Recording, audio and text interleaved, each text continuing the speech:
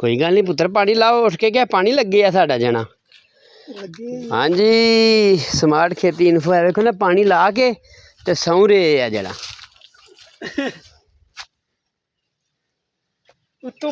हाँ जी दोस्तों वीरो लाइक शेयर सब्सक्राइब जरूर करया करो चैनल नू। हो गया क्यारे पीच गए ने हरला छड्या ते पीच जाता है कि जिन्ना खाले च पानी धरे है।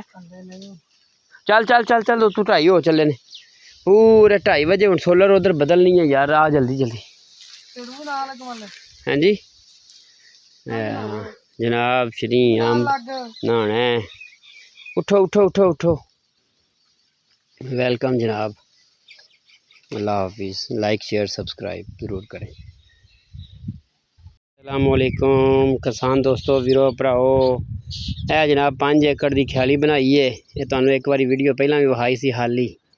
अज जी मोटर चला रहे हैं लेकिन बदल का कोई थोड़ा जिन्ना समा है दुआ करो साड़ा पीछा हो जाए। जमाल साहब ने पानी लाना है तो कमाल साहब उन्होंने लैन आए ने ये तो नहीं असीं सुबह की रोटी भी खानी है। साड़ी डेली लाइफ के 5 किले की खाली जनाब अस 5 घंटिया के मुकम्मल की है। क्यों थले कमेंट करो कि क्या मुकम्मल हो सकती है इस छोर ने तोड़ो बंदा हम पानी लान ले 5 घंटे की तकरीबन 7 बजे शुरू होए सा जी हाँ तो किस टाइम वेले होए 8 9 10 11 12 तक आलमोस्ट असी फाइनल करके ते पानी छड़ दिता है विच। स्मार्ट खेती इन्फो इस प्लाट दे विच एक ते एकड़ दे विच काश्त करेगा सोयाबीन जिस टाइम ओदी काश्त होंदी है तुहानू ओदी भी दसने कुछ असां बैड ते काश्त करना सोयाबीन ते कुछ छटा दे के ते उत्ते खेलियां कड्ढनियां ने। ए जी साडा राह है स्मार्ट खेती इन्फो दे विच तुहानू वेलकम करने ए साडा एक प्लाट खाली पिया इहदे च कुछ बाजरे दा प्लान है कुछ सब्जी दा कुछ सोयाबीन दा ते जेड़े एक्सपर्ट आदमी ने ज़रा मेहरबानी करो तो सानू दसो केड़ी चीज़ काश्त करिए साड़ी वाही ज़रा नवी नवी जे तो सानू लाइक शेयर सब्सक्राइब और कमेंट्स ज़रूर करो।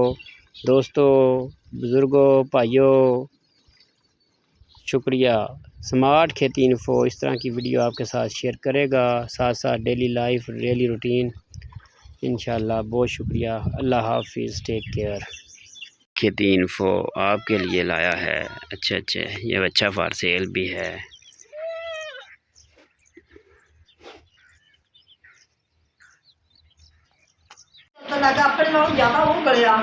इधर कार तुम